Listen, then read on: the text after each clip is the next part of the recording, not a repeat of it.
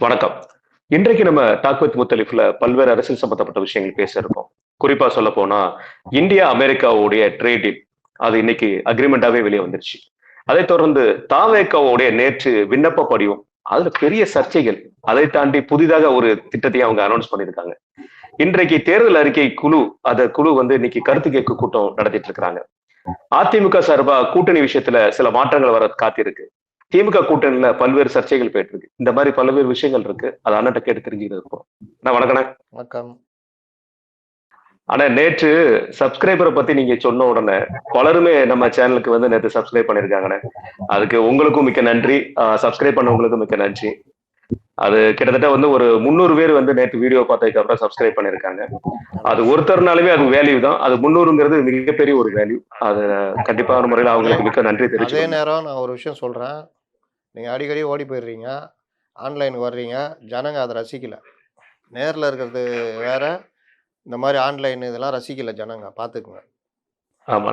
தவிர்க்க முடியாத காரணத்தினால தான் இந்த மாதிரி வாசகரா பண்ணணும். இருந்து சொல்றேன் நானு. கண்டிப்பாண்ணே, கண்டிப்பாண்ணே, கண்டிப்பா. ரைட், நிகழ்ச்சி போயிடலாண்ணே. நம்ம இந்தியா அமெரிக்காவோட ட்ரேட் அக்ரிமெண்ட் வந்துருச்சுண்ணே. அதாவது எந்த நாட்டுக்குமே இல்லாத பெர்சன்டேஜ் 18%. ஈவன் தோ டெக்ஸ்டைல்ஸ்க்குமே வந்து 18% வந்து வரி வீச்சிருக்காங்க. இது வந்து கண்டிப்பான முறையில நமக்கு பார்த்தா ஒரு விதமான கண்டிப்பான ஒரு முன்னேற்றத்தை தான் இந்த ட்ரேட் டீல் காமிக்குது. ஆனா இங்க வழக்கம் போல எதிர்க்கட்சியில இருந்து சொல்லக்கூடிய விஷயம், ராகுல் காந்தியில இருந்து ஆகட்டும், பலருமே சொல்லக்கூடிய விஷயம், இந்தியா அமெரிக்கா கிட்ட அடிபணிஞ்சிருச்சு. அமெரிக்காவிடம் வந்து மண்டியிட்ட இந்தியா, மண்டியிட்ட பிரதம மந்திரி அப்படிங்கிற மாதிரி விஷயங்களை காலையில இருந்து பரப்பிட்டு இருக்கிறாங்க. இதை எப்படி பாக்குறீங்க இந்த ட்ரேட் டீல்? அதாவது உலக நாடுகளோட ஒப்பந்தம் போடுறது, ஒரு நாட்டோட ஒப்பந்தம் போடுறது, இதெல்லாம் வந்து இந்தியா பல காலங்காலமா செஞ்சுட்டு தான் இருக்காங்க. அது இந்திரா காந்தி காலத்துல இருந்து, நேரு காலத்துல இருந்து, இந்திரா காந்தி காலத்துல இருந்து, லேட்டஸ்ட்டாக குளோபலைசேஷன் 91ல காட் டங்கல் ஒப்பந்தம். அன்னைக்கும் இடதுசாரிகள் கடுமையாக எதிர்த்தார்கள். மற்றவர்களும் எதிர்த்தார்கள். அன்னைக்கு இதே காங்கிரஸ் தான் அந்த ஒப்பந்தத்தெல்லாம் போட்டாங்க. அதனால இந்தியா எந்த அளவுக்கு அடுத்த கட்டத்தை நோக்கி நகர்ந்ததுன்னு பார்த்தீங்கன்னா, பெரிய வீழ்ச்சி இல்லனாலும் நம்ம பெரிய அளவுக்கு சாதிக்க முடிஞ்சது. அதனுடைய தொடர்ச்சி தான் ஒவ்வொரு இடத்துலயும் நம்ம வந்து முன்னேறினோம். இந்தியாவுடைய வளர்ச்சின்னு பார்த்தீங்கன்னா, இந்த 15 வருஷத்துல பெரிய அளவு ரீச் இருக்குது. இந்த உணவு உற்பத்தியிலேருந்து பல விஷயங்கள்ல நம்ம அ மற்ற நாடுகளோட போட்டி போட்டு இன்னைக்கு பெரிய 3வது பெரிய வல்லரசாக நம்ம மாறிக்கிட்டு இருக்கிறோம். அப்படின்றது உலக நாடுகளை பயமுறுத்துகிறது. இராணுவ வல்லமை, வெளியுறவுத்துறை, ஏற்றுமதி, இந்தியாவுடைய மார்க்கெட்டு சந்தைன்றது வந்து ஒரு 15% அப்படி இருந்த காலம் போய், இன்னைக்கு சந்தையை விரிவாக்கம் பண்றது மூலியமாக உலக நாடுகள் நம்மள புறக்கணிக்க முடியாத ஒரு இடத்துக்கு அ தள்ள வச்சிருக்கிறோம். அதனால தான் நீங்க வந்து அந்த க்ரூட் ஆயில் விஷயத்துலலாம் நம்மள மிரட்டி பார்த்த ட்ரம்ப்பு 50%, 100% வரிலாம் போட்ட பொழுது, நான் இந்தியா வழக்கம் போல போய் காலடியில விழுந்து கெஞ்சுற வேலைலாம் பண்ணல. நீ இல்லன்னா உங்க அப்பா இருக்காருன்ட்டு மத்த நாடுகளோட யூரோப் கண்ட்ரீஸ் கூட, பிரிக்ஸ் கூட, சைனா கூட, ரஷ்யா கூடலாம் கைகோர்த்ததுனால, மறுபடியும் ட்ரம்ப் இறங்கி வர வேண்டியதாயிடுச்சு. உலக நாடுகள்ல மிக மோசமான ஒரு நாடு, அடுத்தவனுடைய பத்தி கவலையே படாம நம்ம மட்டுமே நல்லா இருக்கணும்னு நினைக்கக்கூடிய ஒரே நாடு என்ன கேட்டா அமெரிக்கா. அமெரிக்கா எதை வேண்டுமானாலும் செய்வார்கள். மிரட்டி பணிய வைப்பார்கள், போர் தந்திரம் மூலியமா பணிய வைப்பார்கள். ஒரு நாட்டுக்குள்ள புகுந்து அந்த ஜனாதிபதிகளே அந்த அதிபர்களையும், அந்த பிரதமரையும் கைது செய்து, இவர்கள் அத்துமீறுவார்கள். என்ன வேணா செய்வான். ரவுடி பையன் மாரி. அந்த மாதிரி இருக்கிற ஒரு கண்டிஷன்ல நம்மள்ட்ட மட்டும் ரொம்ப வாலாட்ட முடியாம, பணிஞ்சு போயி, ஒரு நாள் ஒண்ணு பேசுறது, இன்னொரு நாள் ட்ரம்ப் இது மோடி எனது நண்பர்ன்றது, இன்னொரு நாள் வேற ஏதாவது பேசுறது, வியாபார ரீதியாக நம்மளுக்கு தொல்ல குடுக்கறது, அ இந்த H1 விசா கேன்சல் பண்ணது, ப்ளஸ் அந்த அந்த விஷயங்கள்ல விளையாடுனது. பல விஷயங்கள் வந்து நமக்கு பெரிய இடையூறு குடுத்து பார்த்தாங்க. நமக்கும் அது ஒரு பெரிய நெருக்கடி மாரி ஆச்சு. அந்த ஆப்பரேஷன் சிந்தூர்லயே ட்ரம்ப் பண்ண கூத்தெல்லாம் நம்ம பார்த்தோம். நான் தான் போர நிறுத்துறேன்ற மாரி இல்லாத வேலைலாம் பண்ணாரு. கடைசியில நம்ம அத மறுத்துட்டோம். அப்போ இந்த மாதிரி விவகாரங்கள்ல அமெரிக்கா பண்ற இந்த அயோக்கியத்தனத்த இந்தியா அதாவது நேரடியா போட்டு சில இடங்கள்ல ராஜதந்திரம் தான் ஜெயிக்கும். எடுத்த உடனே போட்டு அடிச்சு கிடிச்சுலாம் கிடையாது. "நீ அப்படி பண்றியா? நான் என்ன பண்றேன் பாருன்னு" போய்க்கிட்டே இருந்து பண்ணும்பொழுது, அவர்கள் பயந்து போய் இறங்கி வர்றத பார்க்குறோம். நம்முடைய மார்க்கெட் வந்து அவர்களுக்கு பெரிய நெருக்கடி குடுக்குது. ஆ அப்போ நீங்க ஏதாவது தடை கிடை விதிச்சா, அது முதல் பாதிப்பு அவங்களுடைய ஆட்களுக்கு தான் பாதிப்பு வருது. ஏன்னா நம்மள நம்பி அவன் அங்க இன்வெஸ்ட் பண்ணியிருக்கான், எல்லாம் பண்றான். அதே மாரி நம்ம ஆட்கள் அங்க இருக்கிறாங்க. இப்ப இதெல்லாம் பண்ணும்பொழுது, எல்லாத்தையும் கேன்சல் பண்ணும்பொழுது, பாதிக்கப்படுறது அவர்கள் முதலாளி தான். அதனால அந்த இதில போய் மறுபடியும் அவங்க நெருக்கடி குடுக்குறாங்க. நீங்க இந்த மாரி பண்ணாதீங்க. அது பெரிய சிக்கல். நமக்கு தான் சிக்கல்னோனே, உடனே ரொம்ப அப்படியே கௌரவமா இறங்கி வராராம். அந்த மாரிலாம் இறங்கி வரதுடைய விளைவு தான் இது. இதில ரஷ்யா கிட்ட இருந்து நம்மள எப்படியாவது கட் பண்ணணும், பிரிக்கணும் அப்படின்றதுல அமெரிக்கா ஆரம்பத்துல இருந்தே குறிக்கோளா இருக்குது. ஏன்னா, நம்ம வந்து அது தாய்ப்புள்ள உறவு மாரி. நமக்கும் சோவியத் யூனியன் காலத்துல இருந்து நமக்கு பல்வேறு வகைகள்ல நான் அதனால தான் சொல்றேன். நான் மட்டுமே நல்லா இருக்கணும்னு நெனைக்கிற அயோக்கியர்கள் தான் இவர்கள். அந்த இது டைம்ல நம்மள காப்பாத்துனதெல்லாம் சோவியத் யூனியன். இன்னைக்கு ராக்கெட் தொழில்நுட்பம், கிரையோஜெனிக் இயந்திரம் பல விஷயங்கள் நம்ம குடுத்தது Soviet union. Russia. Soviet union உடைஞ்சு சிதறின பிறகு கூட, ரஷ்யா நாங்க வந்து அந்த ஒப்பந்தத்த மதிக்கிறோம், நாங்க குடுக்குறோம் அப்படின்றத இது. நம்ம அதே மாரி நம்முடைய இடையே உள்ள ராணுவ ஒப்பந்தம், இந்த மாரி பல விஷயங்கள். ரஷ்யாவுடைய அந்த யூரோப் கண்ட்ரீஸ் உடைய அந்த இது வந்து நம்மள வந்து பாதுகாக்குது. அப்போ இத வந்து எப்படியாவது உடைக்கணும். அதாவது 3 பெரிய வல்லரசுகள். 4 என்ன கேட்டா.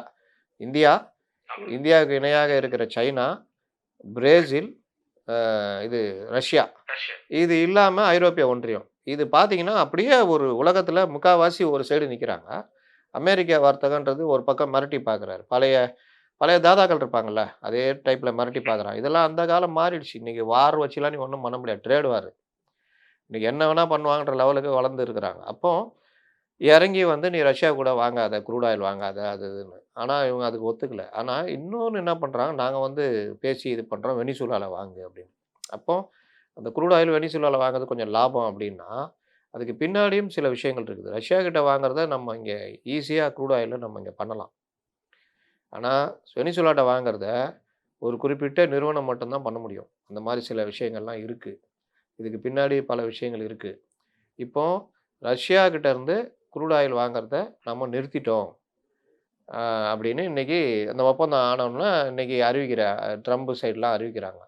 ஆனா உண்மை என்னன்றத இதுவரைக்கும் சரியான தகவல் வரல. இந்தியா பக்கமும் சொல்லல, ரஷ்யா பக்கமும் சொல்லல. குறைச்சிருக்காங்க. மொத்தமாலாம் நிறுத்தல அப்படின்றது தான் இப்போதைக்கு வர தகவல். ஆனா ரஷ்யா கிட்ட நிறுத்திட்டாங்க. வெனிசுலாட்ட வாங்கணும். இது வந்து அப்படி அப்படி ஒரு முடிவ இந்தியா எடுத்ததுன்னா அது பெரிய பைத்தியக்காரத்தனம். ஏன்னா இருக்கிறத விட்டு பறக்கிறத புடிச்சா, நீங்க அவங்க நம்பகமானவர்களே கிடையாது. நாளைக்கு க்ரூட் ஆயில் இன்னைக்கு எல்லாம் நம்ம ரஷ்யாவ கைவிட்டுட்டு அங்க போய் வாங்குறோம், இது பண்றோம்னா, நாளைக்கு எனக்கு என்னன்னு விலை வச்சோ, இல்லாட்டி வேற ஏதாவது பண்ணாவோ, நம்ம அவர்கள்ட்ட கையேந்துற மாரி நிலைமை ஏற்படும். மாற்று நம்மளுக்கு கிடைக்காது. மாற்றை வைத்துக்கொண்டு தான் நீங்கள் அந்த வியாபாரத்த இன்னும் கொஞ்சம் எக்ஸ்டெண்ட் பண்ணணும். ஒரு இடத்துல ஒரு பிசினஸ் இருக்கு. இன்னொரு இடத்துல பிசினஸ் பண்றோம். அந்த இடத்துல பிசினஸ் நிறுத்திட்டு, "நீ என்கிட்ட வாங்கு, நான் உனக்கு கம்மி விலையில எல்லாம் பண்றேன்" அப்படின்னு சொன்னா, நீ வேணான்ட்டு அங்க போயிட்டா நாளைக்கு அவன் ஏத்திருவான். ஒரு சிம் கார்டு ஒரு நிறுவனம் குடுத்துச்சுல்ல, ஃப்ரீயா குடுத்துச்சு. எல்லாரும் வாங்குனாங்க. அதுக்கப்புறம் விலை வச்சாங்க. அதுக்கப்புறம் டாரிஃப். இன்னைக்கு நீங்க மறுக்க முடியுதா? எல்லாரும் அதுல சந்தாதாரரா இருக்கிறோம். நம்ம வந்து அத மறுக்க முடியல. சர்வீஸ் நல்லா இருக்குது. ஆனா ஓசில குடுக்கும்போது தான் நம்ம வாங்கணும். இன்னைக்கு நம்ம பணத்த குடுத்துட்டு இருக்கிறோம். இது ஒரு வகையான டெக்னிக்கு. முதல்ல உங்களுக்கு ஆஃபர் குடுப்பாங்க. 1 வாங்குனா 1 ஃப்ரீன்னு. நீங்க அதுக்கு பழகிட்டீங்கன்னா இது பண்ணுவாங்க. இங்க இருந்த குளிர்பானங்கள் ஒரு காலத்துல இதே அமெரிக்கா நிறுவனங்கள் தான் சொல்றேன். குளிர்பானங்கள் நம்மளது காலிமார்க்கு, இன்னும் பல இது நம்மள்ட்ட இருந்தது. அப்போ போவண்டாலாம் ரொம்ப ஃபேமஸ் இல்லண்ணே. காலிமார்க்லாம் போவன்டோ, போவன்டோ குடிச்சவன் நீங்க கொக்கோ கோலாலாம் பிச்சை வாங்கணும் இன்னைக்கும். ஆ நம்ம போவன்டோக்கு இலவச விளம்பரம் குடுத்துட்டு இருக்கிறோம். அப்போ அந்த போவன்டோ வந்து நீங்க மதுரை பக்கம் தென் மாவட்டங்கள்ல அவ்ளோ ஃபேமஸு காலிமார்க்கு. வயிறு உபாதையா காலிமார்க் வாங்கிட்டு வாப்பான்னுவாங்க. அந்த மாரி கேம்ப கோலா அந்த மாரி பல இது இருந்தது. கோல்ட் ஸ்பாட் இது மாரிலாம். ஆனால் இவர்கள் இந்த சந்தையில குளோபலைசேஷனுக்கு பிறகு உள்ள நுழைஞ்சாங்க. இந்த மாரி வரும்பொழுது என்னன்னா பாதிப்புன்றேன். நுழைஞ்ச உடனே ரூ. 5க்கு குடுத்தாங்க. அன்னைக்கு ரேட்டுக்கு ரூ. 5 கூட இல்லன்னு நெனைக்கிறேன். அந்த மாரி குடுத்தாங்க. குடுக்கும் பொழுது எல்லாம் அந்த அந்த பெரிய நிறுவனம் 2 பெரிய நிறுவனங்கள்ட்ட போய் விழுந்தாங்க. இது இல்லாம நீங்க அந்த இந்த படத்துல கூட பார்க்கலாம். 23 புலிகேசி கூட அக்காமாலா, கப்சி கோலான்னுவாங்கல்ல. அந்த மாரி அக்காமாலா, கப்சி கோலா உள்ள வந்துச்சு. வந்து அவர்கள் பண்ண அந்த விளம்பரம், பெரிய பெரிய நடிகர்கள வைத்து பண்ண விளம்பரம். இது குடுக்கலன்னா நீ உயிரே வாழ முடியாது. நீ நல்லா மாடர்ன் அப்டின்னா இது குடிச்சா தான் அப்டின்ற மாரிலாம் நம்மள ஆளாக்குனாங்க. கேக்கு அது அப்டின்னாங்க. அப்புறம் அந்த அது இல்லண்ணே, இன்றைக்கு கூட உச்சத்தை விட்டுட்டு வந்த நடிகர் அன்னைக்கு விளம்பரத்துல இருந்தாரு. அந்த விளம்பரத்துல அவரு வந்து அப்டி ஸ்டைலா அப்டி குடிப்பாரு. அப்டியே மலையிலேருந்து குதிப்பாரு. இதெல்லாம். அப்போ இவர்கள் எல்லாரையும் பயன்படுத்தி நம்முடைய இளைஞர் இன்னைக்கு இது இல்லாம இல்ல அப்டின்ற நெலைமை. கொஞ்ச நாள் பொறுத்து பார்த்தீங்கன்னா, அந்த கம்பெனிலாம் இழுத்து மூட ஆரம்பிச்சுட்டாங்க. போவன்ட்ட மட்டும் தாக்கு புடிச்சு ஏதோ ஒரு ஓட்டிக்கிட்டு இருக்கிறாங்க. மத்தவங்களலாம் அவங்க வேலைக்கு வாங்கிட்டாங்க. அதே பேர் இருக்கும். அவங்க வாங்கிட்டாங்க. இதுதான் கபளீகரம் செய்வதுன்றது. இது நடந்தது. இதை பண்ணதெல்லாம் அந்த அமெரிக்க நிறுவனங்கள். ஏன்? நம்ம வந்து பல விஷயங்கள்ல இந்த மாரிலாம் நடக்கும். இதையெல்லாம் மீறி நம்ம அவரோட வர்த்தகம், மற்ற விஷயங்கள் நடத்துறது தான் ரொம்ப ஜாக்கிரதையா நடத்தணுன்றதுக்கு இத சொல்றேன். இன்னைக்கு நமக்கு 18% டாரிஃப்ன்றது வந்து நம்மளுடைய இந்த பின்னலாடை, நெசவு இந்த இதுக்கெல்லாம் பெரிய அளவுல இது. இந்த மாரி பல இதில வந்து நமக்கு அந்த 18% நமக்கு வந்து பெரிய அளவுல இதாகும். அதே மாதிரி 0% ஆக்கி நம்ம வந்து அவங்களோட $500 பில்லியன் அதில விவசாயம் இது பாதிக்கும். நம்ம கொண்டு போய் அடகு வச்சுட்டோம் இந்த மாரிலாம் சொல்றாங்க. ஒரு ஏற்றுமதியாளரா நீங்க சொல்லுங்களேன். என்னென்ன அதில பிரச்சனை இருக்குன்னு? அதாவதுண்ணே, இந்த $500 பில்லியன் வந்து அவங்க இறக்குமதி பண்றோங்கிறது சொல்றது என்னன்னா, இறக்குமதிங்கிறது கிடையாது. அந்த ட்ரேட் அக்ரிமெண்ட்ல $500 பில்லியன் அப்படிங்கிற ஒரு விஷயத்த நம்ம போட்டிருக்கோம். நம்மளும் ஏற்றுமதி பண்ணுவோம். கிவ் அண்ட் டேக் பாலிசி தான். அதுல இருக்கிற ஒரு விஷயம் தானே. அதையும் தாண்டி வந்து பாத்தீங்கன்னா, இவங்க சொல்லக்கூடிய விஷயங்கள், இன்னைக்கு அந்த வரி விலக்கு விவசாய பொருட்களுக்கு உள்ள கொண்டு வராங்கன்னு சொல்றதுல, பல விஷயங்கள்ல வந்து இன்னைக்கு பேன் பண்ணியிருக்காங்க. அரிசிக்கு கிடையாது. அப்புறம் வந்து பாத்தீங்கன்னா, பால் பொருட்களுக்கு கிடையாது. கோதுமைகளுக்கு கிடையாது. இந்த மாரி விஷயங்கள் இன்றைக்குமே வந்து பேன்ல தான் இருக்கு. அதுக்கு வந்து எந்த ஒரு விஷயமும் நம்ம வந்து பண்ணவே இப்போ இல்ல. இந்த சோளத்துக்கு கூட இந்த நம்ம இதில பண்ணல. நமக்கு அவங்கள வந்து அதில வந்து இவங்க கொண்டு வந்து வர்த்தகம் தடை இல்லாம கொண்டு வந்து இங்க இறக்குமதி பண்ண முடியாது. அப்படிதானே? பண்ண முடியாது. ஆமாண்ணே. அதே மாரிண்ணே பெருசா சொல்லப் போனா இறைச்சி இருக்கு பாத்தீங்களா? அது கோழிக்கு உள்ள விஷயம். அதுவுமே இங்க இம்போர்ட் பண்ண முடியாது. அதையும் தாண்டி இன்னொரு பக்கம் நம்ம பேசணும்னா, ஹைபிரிட் குட்ஸுக்கு இப்பவும் இறக்குமதி கிடையாது. இன்னைக்கும் அந்த தடை இருக்கு. சோ அதே மாதிரி அவங்க கொடுத்திருக்கிறது வந்து வாஷிங்டன் ஆப்பிள்னு அது ஆல்ரெடி வந்துட்டு இருக்கிற ஒரு விஷயம். இங்க ஏற்கனவே நம்மளுடைய இந்தியா மார்க்கெட்டை பொறுத்த வரைக்கும் ஆப்பிளை பொறுத்த வரைக்கும் அக்டோபர் டு பிப்ரவரி தான் நம்மளுடைய நாட்டோட ஆப்பிள் யூஸ் பண்ண முடியும். ஹிமாச்சல் அண்ட் காஷ்மீர்ல இருந்து வர்ற ஆப்பிள் மட்டும். அதுக்கப்புறம் நம்மளுடைய தேவைக்கு எல்லாமே வந்து பாத்தீங்கன்னா இம்போர்ட் ஐட்டம் தான் யூஸ் பண்ணிட்டு இருக்கோம். அதுல வந்து வாஷிங்டன் ஆப்பிள் வந்து நம்ம முன்னிலையில இருக்கு. அது வந்து ஃபிஜில இருந்து பண்றோம், நியூசிலாந்துல இருந்து பண்றோம், பல கண்ட்ரில இருந்து பண்றோம். அதுல வாஷிங்டன் ஆப்பிள் முன்னிலையில இருக்கு. இப்ப அமெரிக்கால இப்போ இருந்து அது நேரடியா 0%. அமெரிக்கால இருந்து இப்ப நேரடியா வரும். ஆமா. 0% வரும்போது பாத்தீங்கன்னா ரேட்டு குறையும். இந்த பாதாம் சொல்றாங்களே, அந்த பாதாமே வந்து பாத்தீங்கன்னா வாஷிங்டன் கலிபோர்னியால இருந்து தான் அதிகமா விளைச்சல் இருக்கிற இடம். அதுக்கப்புறம் நம்ம யுஎஸ்ஏ யுஏஇ சம்பந்தப்பட்ட இடங்கள்ல இருந்து எடுக்கிறோம். இது சமதளத்துல இருக்கிற விஷயம் தானே. இதுல எந்த இடத்துலயுமே வந்து பண்ணல. அதுலயும் 0% வரும்பொழுது இன்னும் நமக்கு ரேட்டு கம்மியான முறையில தான் அது நமக்கு கிடைக்க வாய்ப்புகள் இருக்கும். மெயினா சொல்ல போனோம்னானே பருத்தி தானே. பருத்தி வந்து இப்ப வந்து 0% சொல்றாங்க. இப்ப நமக்கு வந்து காட்டனோட அளவு வந்து ரொம்ப கம்மியாயிட்டு இருக்கு. பல இடங்கள்ல காட்டன் உற்பத்தி வந்து கம்மியாயிட்டு வருது. ஆமா. அதுக்கு வந்து இன்னைக்கு அதுக்கு 0% வரும்போது அந்த காட்டன் நமக்கு ரொம்ப யூஸ்ஃபுல்லா இருக்கும். இங்க பின்னால அதுக்கடுத்து இந்த இந்தியாக்கு சோயா பருத்தி வர வச்சு நம்ம ரெடி பண்ணி யூரோப்ல நம்ம ரெடி பண்ணி வித்துட்டு ஆமா அவங்களுக்கு அனுப்புறோம். இதே இதுதானே வியட்நாம்லயும் பண்றாங்க. வியட்நாம்ல பருத்தி கொஞ்சம் இது இல்லாம கிடைக்குது. அவங்களுக்கு போதுமான அளவுக்கு கிடைக்குது. ஆனா அந்த பருத்தியை அவங்க வாங்கி அவங்களுமே வந்து எக்ஸ்போர்ட் பண்ணும்போது அவங்களுக்கு 22%, நமக்கு 18%. இன்னொரு பெரிய விஷயம் சொல்ல போனாலே இந்த மதுபானங்கள் சம்பந்தப்பட்ட விஷயங்கள்ல யூரோப் ட்ரீட்ல எப்படி நமக்கு இது பண்றாங்களோ அதே மாதிரி வந்து பாத்தீங்கன்னா ஒயின் இங்க இறக்குறதுக்கு 0% கொடுத்திருக்காங்க. சோ இவ்வளவுதான். இதுல வந்து இன்னும் தடைகளா இருக்கப்படக்கூடிய விஷயங்கள் நம்மளுடைய உணவு தானியங்கள் வந்து எல்லாமே தடைகள் அப்படியே தான் இதுல இருந்துட்டு இருக்கு. எரிசக்தி வருது சொல்றாங்க. அதுல என்ன என்ன புரியல? எரிசக்தி அதுல வந்து எரிச ஆமா. அதுல சில விஷயங்கள் கொண்டு வந்திருக்காங்க. இன்னும் என்னன்னா, இதுல அவங்க சொல்லியிருக்கிற அந்த ஸ்லாப் இருக்குல்ல, இந்த இது 18% சில இதுக்கு 18%க்கு மேல இருக்கிற விஷயமும் இன்னும் இருக்கு. அது என்னென்ன ஸ்லாப்ங்கிற ஒரு விஷயம் இன்னும் நமக்கு ஒரு 1 or 2 டேஸ்ல தெரியும். இதுல நம்ம பெருசா நம்ம பேசக்கூடிய விஷயம் என்னன்னா, அங்க யுஎஸ்ல இருக்கக்கூடிய பொலிட்டிகோன்னு ஒரு நாளிதழ் இருக்கு. அதுல பியூஷ் கோயல் அவர்களை வந்து நேற்று புகழ்ந்து எழுதியிருக்காங்க. இட்ஸ் a tough negotiator அப்படின்னு சொல்லி எழுதியிருக்காங்க. எந்த ஒரு விஷயத்தையுமே விட்டு கொடுக்காத ஒரு அமைச்சரா பார்க்கப்படுறோம் அப்படிங்கிற விஷயத்த நேத்து எழுதியிருக்காங்க ஆர்டிகளா. அப்படி பார்க்கும்போது வந்து இது இந்த டீல் இன்னும் நம்ம போக போக காலகட்டங்களில் நமக்கு கிடைக்கிற இன்ஃபர்மேஷன் வச்சு பேசும்போது பாத்தீங்கன்னா இதுவுமே அடுத்த முன்னேற்றத்துக்கு நம்மளை கொண்டு அதே போற மாதிரி விஷயம் இந்த தான். ரஷ்யா இதுவும் நாளைக்கு கொஞ்சம் விரிவா பேசுவோம். என்ன நடக்குது? நம்ம ரஷ்யாவை புறக்கணிச்சுட்டு அமெரிக்கா பக்கம் முழுசும் போயிட்டோம்னா, நாளைக்கு தலைக்கு மேல ஏறி உட்காந்துட்டாங்கன்னா, அன்னைக்கு நண்பன் இருக்க மாட்டான். பிரச்சனை அனுபவிக்கும். அதனால என்ன பண்ணியிருக்காங்க அப்படின்றத பார்ப்போம்.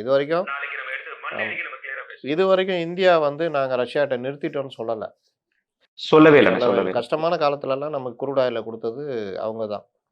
அதனால கண்டிப்பா இப்போ நம்மளுமே இந்த க்ரூட் ஆயில வந்து நம்மளுமே இப்போ எக்ஸ்போர்ட் பண்றோம். இம்போர்ட் பண்ணி நம்ம ப்ராசஸஸ் பண்ணி நம்ம எக்ஸ்போர்ட் பண்றோம் பல கண்ட்ரிகளுக்கு. சோ அதுவுமே வந்து நமக்கு ஒரு பலன் கொடுத்துட்டு இருக்கு. ஏன்னா இப்ப ரீசெண்டா நம்மளே பார்க்கலாம் தானே, எல்லா கண்ட்ரிலுமே வந்து பெட்ரோலோட விலை டீசலோட விலை கூடிட்டு தான் இருக்கு. சமீபத்துல இப்ப பெட்ரோல் டீசல் விலை நமக்கு பெரிதா கூடப்பட்டு பார்க்கவே இல்லை, ஒரே ஸ்லாப்ல அப்படி நின்னுட்டே இருக்கு.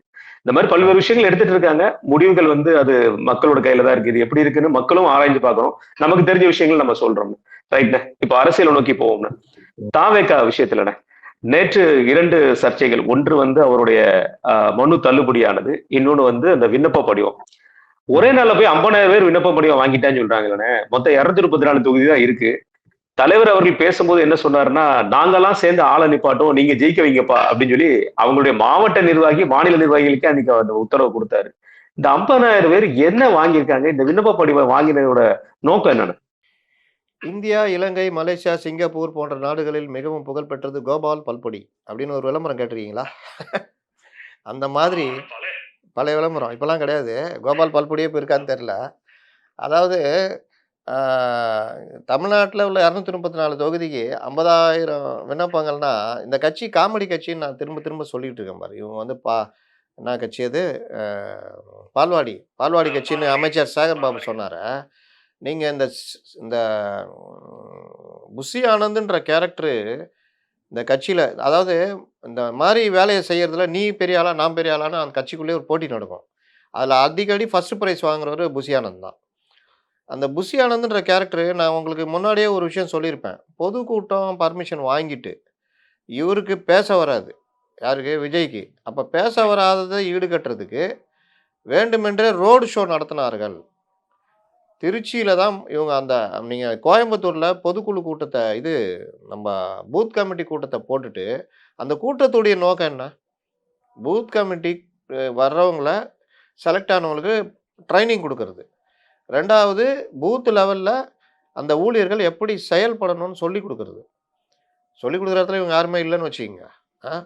எல்லா ஃபஸ்ட் இயர் ஸ்டூடெண்ட்டும் சேர்ந்து ஸ்கூலில் போய் பாடம் எடுத்த கதை. அப்போ இவர்களுக்கே தெரியாது. நம்ம ஆதவர்ஜுனா கஷ்டப்பட்டு பணம் செலவு பண்ணி பூத்து கமிட்டின்னு அவருக்கு தெரிஞ்ச இதை அவர் கொண்டு வராரு. அதில் வந்ததை எல்லாரையும் கூட்டி உட்கார வச்சுக்கிட்டு, அதுக்கு முன்னாடி இந்த கமிட்டி கூட்டத்துக்கு இவர் கிளம்பி போகிறார்ல, அதை தான் மேட்ரு பெருசாக்குனாங்க.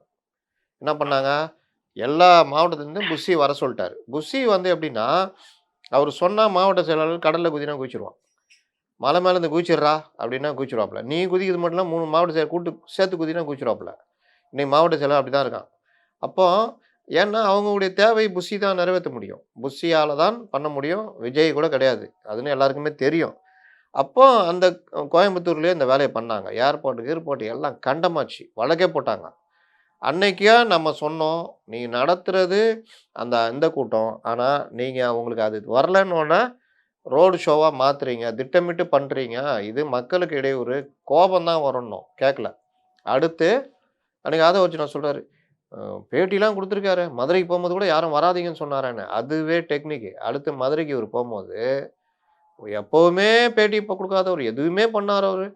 ப்ரெஸ்ஸை பார்த்தாலே 10 மைல் தள்ளி ஓடுறவர் அன்றைக்கி கூப்பிட்டு மதுரைக்கு ஷூட்டிங் போகிறேன், யாரும் வந்துடாதீங்களாம். அது என்னென்னா மதுரையில் மறுபடியும் அதே மாதிரி ரோடு ஷோ பண்ணலான்னு ட்ரை பண்ணாங்க. போலீஸு தடுத்துச்சு. இவர் ஷூட்டிங் போகிறவர் அந்த இடத்துல கார் எடுத்துகிட்டு போகாமல் அந்த பிரச்சார வேன் எடுத்துகிட்டு ஷூட்டிங் போகிறாராம் ஏர்போர்ட்லேருந்து. பெரிய காமெடிலாம் பண்ணான். இந்த காமெடிலாம் ஜோக் என்னென்னா, இவங்க அதெல்லாம் பண்ணுறதெல்லாம் எல்லாருக்கும் தெரியாதுன்னு நினச்சி பண்ணிகிட்டு இருக்கிறாங்க. ஆனால் எல்லாருக்கும் பார்த்தாலே தெரியுது, இன்னும் அந்த மாதிரி பண்ணுகிறீங்க அப்படின்னு. இது ஒன்று. அடுத்தது தான் அந்த திருச்சி கூட்டம், அரியலூர் கூட்டம், அந்த கூட்டம்லாம் பிரச்சார கூட்டம். பிரச்சார கூட்டம்னா இதை பாருங்கள், எடப்பாடி பழனிசாமிலேருந்து பலரும் பண்ணுறாங்க. நேராக போவாங்க, பிரச்சார கூட்டத்தில் பேசுவாங்க, இன்னொரு இடத்துல பேசுவாங்க, இன்னொரு இடத்துல பேசுவாங்க. 185 இது முடிச்சிட்டாரு, தொகுதியை முடிச்சிட்டாரு. இவர் பிரச்சார கூட்டம்னு கிளம்புறாரு. இவருக்கு என்ன மைனஸு? பேச தெரியாது. 2வது இந்த டீமுக்கு இன்னைக்கு அரசியல் என்னன்னு தெரியாது. இன்னொன்று, அவருக்கு பிரச்சாரத்தை எழுதிவாங்க யாருக்கும், அதாவது இப்போ நம்ம அப்படி ஒரு இது சொல்லலை. எங்கள்கிட்ட ஆளே இல்லையா? இருக்காங்க. ரிசர்ச் பண்ணி இதெல்லாம் பேசுங்கன்னு கொடுக்கறதுக்கெல்லாம் இருக்காங்க. ஆனால் ஜான் தான் முடிவு பண்ணுவார். அவர் என்ன பேசணுன்றதை எந்த மண்டபத்தில் போய் யார்கிட்ட எழுதி வாங்கிட்டு வரது ஜான் முடிவு பண்ணுவார். அதை தான் விஜய் ஏற்றுக்குவார். ஏன்னா விஜய்க்கு இவ்வளோ தான் வரும், அதுக்கேற்ற மாதிரி கொடுக்கணும் அப்படின்னு இவங்க முடிவு. இதனுடைய விளைவு என்ன ஆச்சுன்னா, போய் ஒரு 5 நிமிஷம் உரை, 7 நிமிஷம் உரைன்றப்போ, அப்போ அதை ஈடுகட்டுறதுக்கு என்ன பண்ணுறது? நேராக போய் 5 நிமிஷம் பேசிட்டு போனால் ஒன்றுமே இருக்காது. அப்போ ஏர்போர்ட்லேருந்து காலையிலேருந்து கூட்டத்தை கூட்டிக்கிட்டு ஆர்டின்னு காட்டிட்டு போனோம். கூட்டம் பார்த்தோன்னே இந்த இந்த ஊடகங்கள் இருக்குதே, அதோ வருகிறார், அதோ வருகிறார், இதை தாண்டி விட்டார். இத்தனாவது மைலில் இருக்கிறார். அவன் வேற பொழப்பு இல்ல அவனுக்கு. இது போட்டா வருமானம் வரும். டிஆர்பி எகுரும் விஜய போட்டா. அவங்க சொல்றாங்களா 5,00,00,000 பேர் பார்க்குறான், 10,00,00,000 பேர். அதெல்லாம் என்னது? இப்படி பார்த்தேன் இன்னைக்கு எனக்கு தெரிஞ்சு ஒரு முக்கியமான ஊடகத்த நான் எடுத்து வச்சு நேத்து பார்த்துட்டு இருந்தேன். நான் ஆரம்பத்திலே எச்சரிச்சேன். நீங்க இந்த ரூட் எடுக்காதீங்க. வருவாங்க விஜய் ரசிகர்கள். ஆனால் மற்ற வியூவர்ஸ் வரமாட்டாங்க. இதனுடைய விளைவு உங்களுக்கு சிக்கலாகும். விஜய் ரசிகரே போயிடுவான் நாளைக்கு அப்படின்னு சொன்னேன். இல்லங்க அப்படிலாம் இல்லன்னாங்க. இன்னைக்கும் விஜய், விஜய், விஜய்ன்னு பேசி பல ஊடகங்கள் நம்ம YouTubeல இருக்கிறவங்க விஜய் பத்தி பேசினா போதுன்னோன அதையே பேசுறது. காலை வைத்து விட்டார். வெளியில் வந்தவுடன் குனிந்து அவர் செய்த முதல் காரியம் அப்படின்னு போடுறது. போட்டோன்னே இந்த அதில ஒரு பிரபல தொலைக்காட்சி. அந்த தொலைக்காட்சி தான் வேலை பேசியிருந்தாரு. பேசிக்கிட்டு இருக்கிறாங்க. அவங்கலாம் அதிலலாம் கில்லாடிங்க. என்னய்யா செஞ்சாருன்னு பார்த்தா செருப்பு எடுத்து மண்ண தட்டி போட்டாருன்னு.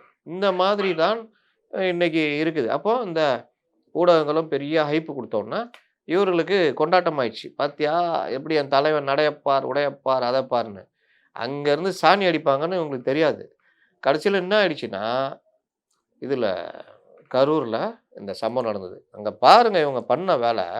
கரூர் போறது சேலத்துல இறங்கி போறத விட்டு, திருச்சியில இறங்கி அங்கருந்து வராரு. அப்போ இவர்கள் திட்டமிட்டு இந்த ரோடு ஷோவ உருவாக்குனாங்க. அதுவும் ஹைவேஸ்ல ஒரு எதிர் சைடுல பைக்குங்க போது, இவரு அவங்களுக்கெல்லாம் ஆர்டின் காட்டு வராரு. எவனா எதிர்ல லாரிக்காரன் வந்து அடிச்சான்னா 20, 30 பேர் அடிபட்டு இறந்துருவாங்க. ஆனா, இந்த மாரி வந்து எனக்கு என்னன்னு போனாரு. இதோடைய விளைவு என்ன? கரூர் துயர சம்பவத்துல போய் முடிஞ்சது. அப்பவாவது திருந்துனாங்களா? ஆனா, நீங்க ஒண்ணு பாருங்க, சொல்லுவாங்க, "என் தலைவன் வெளிய வந்தாலே கூட்டம் வருது. உனக்கு பொறாம, அதனால தான் பேசுறேன்னு." அது கிடையாது. ஏன்னா, கரூர் சம்பவத்துக்கு பிறகு இவரு காஞ்சிபுரம் போறாரு பொதுக்குழு கூட்டத்துக்கு. ஒரு பைக் ஃபாலோ பண்ணல. அப்படின்னா என்ன அர்த்தம்? புஸ்ஸி இந்த வேலைய பண்றது. கிளம்புறாரு தலைவரு, எல்லாம் கூட்டிட்டு வந்துரணும். அப்படின்னா, அடிச்சு புரண்டு எல்லாம் கூட்டிட்டு வராங்க. இந்த மாவட்ட செயலர் வேற எதுவும் வேலை இல்ல. இந்த மாரி கூட்டிட்டு வருது. இதனுடைய ஒரு வெளிப்பாடு தான் நேற்று.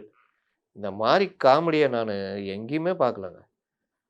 அதாவது ஒரு பொதுச் செயலாளரு, "எப்பா உள்ள வாப்பா, உள்ள வாப்பா. எப்பா சைடுல போப்பா, சைடுல போ." அவரு ஈவென்ட் மேனேஜருங்க. நீங்க அவர போய் பொதுச் செயலாளர் நீங்க சொல்லிட்டீங்க. நீங்களும் விஜய நம்பிட்டு இருக்கிறீங்க அவர. நான் என்ன பொறுத்தவரைக்கும் அவரு ஒரு ஈவென்ட் மேனேஜர் அவரு. கையில மைக் வச்சுக்கிட்டு, கத்திக்கிட்டு, போய்க்கிட்டு, வந்துகிட்டு ஈவென்ட் நடத்துறாரு அவ்வளோதான். அவரு நேத்து என்ன பண்ணியிருக்காரு, எல்லா மாவட்ட செயலாளரையும் மாஸ் காட்டணும், ஆள கூட்டிட்டு வந்துரு. கூட்டிட்டு வந்து மனு வாங்கு. தலைவரே எல்லாரையும் கூட்டு வரேன் தலைவரே. ரூ. 10,000 10,000ன்னு எவன் தலைவரே வாங்குவான்? அப்புறம் நான் கை காசு நான் என்ன ஆவுறதுன்னு. ஏய் ரூ. 10,000 இல்லடா ரூ. 100 தான். ஓ! அப்பன்னா பரவால்ல தலைவரே. சினிமா டிக்கெட் வாங்குற மாரி தான் நான் கூட்டு வந்துடுறேன் அப்படின்னு. பொதுவா அந்த அவர் இருக்கிற அந்த பனையூர் வந்து ஒரு கம்யூனிட்டி இது. அங்க வந்து நீங்க சொல்லிட்டீங்கன்னா, ஒரு தெருவ நீங்க லாக் பண்ணிக்கலாம். இவங்க ஒரு தெருவுக்கு பர்மிஷன் வாங்கிட்டு 4 தெருவ லாக் பண்ணியிருக்காங்க. இந்த கூட்டம் வந்துட்டு நீங்களும் அனுபவிச்சிருப்பீங்க நேத்து. நீங்க இல்ல தப்பிச்சிட்டீங்க நீங்க. நீங்க ஊருக்கு போயிட்டீங்கன்னா தப்பிச்சிட்டீங்க. இல்லாட்டி நீங்க கண்டமா இருப்பீங்க நேத்து. 4 அது தெருவுல என்னன்னா இன்டர் கனெக்ஷன் நிறைய ஆ இருக்கும். 1ஆம் தெருல இருந்து 12ஆம் தெரு வரைக்கும் எல்லா ஏரியாலயும் நம்ம போய்க்கலாம். ஒரே ரோடு தான் அங்க இருக்கிறது. நேத்து அப்புறம் எல்லாத்துலயும் ஒவ்வொரு ஸ்ட்ரீட்டுக்கும் தனித்தனியா. எல்லாத்துலயும் கேட்ட போட்டாங்க. அவன் தப்பிக்க முடியாம சில பேர்லாம், "யோவ்! அவங்க பண்ணா எனக்கு என்னய்யா?" அப்படின்னு சண்டை போட்டு சில பேரு. உள்ள போனா போங்க சார். உங்க இஷ்டம். நீங்க மாட்டிக்குவீங்க. எனக்கு என்ன இருக்கு? அப்படி போய் மாட்டிக்கிட்டவங்களும் இருக்காங்க. நேத்து அதனால தான் கொந்தளிச்சு போயிட்டாங்க அந்த பகுதி மக்கள். 4, 5 தெருவ பிளாக் பண்ணோன்ன, இந்த புசி சொன்னதுனால வந்தவங்கலாம் இருக்காங்கல்ல, வேனு, காரு, ஆட்டோ, பைக்கு என்னென்ன இருக்கோ மாட்டு வண்டில தான் வரல. வந்து குமிஞ்சு இடம் இல்லன்னா என்ன பண்ணுவான்? கெட்டச்ச இடத்தெல்லாம் விட்டு போயாச்சு. யாரும் வீட்ட விட்டு வெளிய வர முடியாம. இது பெரிய தொல்ல. இதோட ஜோக் என்னன்னா, உள்ள விட்டுட்டான். இவங்க நல்லா ஏற்பாடுலாம் பண்ணி வச்சிருந்திருக்காங்க. இப்படி வந்து, அப்படி போய் வாங்கிட்டு, அப்படி போய் அப்படி வெளிய போயிடணும். ஒரு 4, 5 கவுண்டர்லாம் போட்டு. வந்தோனே உன் பேர் நான் சொல்லு. ராமசுந்தரம். என்ன பண்ற? விஜய் ரசிகரா தான் இருக்கிறேன். வேற என்ன பண்ணுவேன்? இப்படியே சொல்லி கிள்ளி எல்லாம் ரூ. 100 வாங்கிட்டு டீட்டெயில்லாம் எழுதியிருக்காங்க. கூட்டம் வந்து திணிச்ச உடனே டீட்டெயிலா? டேய் துட்ட வாங்கிட்டு குடுத்தனுப்புடா ஃபார்ம. இன்னும் 5 பேர் ஃபார்ம் எக்ஸ்ட்ரா கவுண்டர் போடு. ஃபார்ம குடுத்தோனே ஒரு கட்டத்தில துட்ட வாங்க முடியல. நெரிச்சலு. 1 ஹவர்ல 10,000 பேர் ஃபார்ம் வாங்கிட்டாங்கன்னு நேத்து இவரு சொல்றாரு நிர்மல்குமார். நிர்மல்குமார் கட்சியில இருந்து புசியாவது ஒண்ணும் இல்லன்னு சொல்லலாம். நிர்மல்குமார் எத்தன கட்சியில இருந்திருப்பாரு. ஒரு கட்சி ரூ. 100க்கு எங்கேயாவது ஃபார்ம் விக்குமா? விருப்ப மனுவ. விருப்ப மனுவ ஒரு தொகை நிர்ணயிக்கிறதே எதுக்குன்னா, இந்த மாரி வந்து உழாம இருக்கிறதுக்கு தான். நீ வந்து விழணும்னு சொல்லி ரூ. 100ன்னு ஆக்குறன்னா, காமெடி பண்றேன்னு தானே அர்த்தம். உன் மாச காட்டுறேன்ற பேர்ல நேத்து அந்த இடமே கந்தலு. இந்த மாரி தான் இவர்கள் ஒவ்வொரு இடமும் என்ன கேட்டா போலீஸு, "எங்க போறீங்க விஜய்? எங்க வேணா போங்கன்னு பர்மிஷன் குடுத்துடணும்." அங்க வந்து இவங்க அடிக்கிற கூத்து இருக்குல்ல, ஜனங்க கடுப்பாயி அதோட அந்த எங்கெல்லாம் போறாங்களோ அங்கெல்லாம் கடுப்பாயிடுவாங்க. ஏன்னா இவர்களுக்கு யார பத்தியும் கவலை இல்ல. இவர்களை பற்றி மட்டும் தான். புஸ்ஸிக்கு யார பத்தியும் கவலை இல்ல.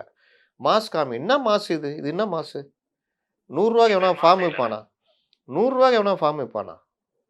ஏதோ சுண்டல் கடையில சுண்டல் வாங்கிட்டு ஒரு கட்டத்துக்கு மேல இவங்க வந்து அ ஃப்ரீயா குடுத்துருக்காங்க. ஏன்னா நெருக்கடி தாங்க முடியல. தூக்கி, தூக்கி, தூக்கி, அதுதான் தூக்கி நானும் சொல்ல வந்தேனே. ஆ. நமக்கு தெரிஞ்ச ஒரு சகோதரர் வந்து அந்த கட்சியில இருக்காரு. அவர் ஒரு குறிப்பிட்ட மாவட்டத்துல இருக்காரு. அவர் பேரை சொல்ல முடியாது. அவர் வந்து என்னன்னா போயிருக்காரு. நேத்து போய் வாங்க போயிருக்காரு. ஆடுங்கள கூட ஒரு போயிருப்பாரு.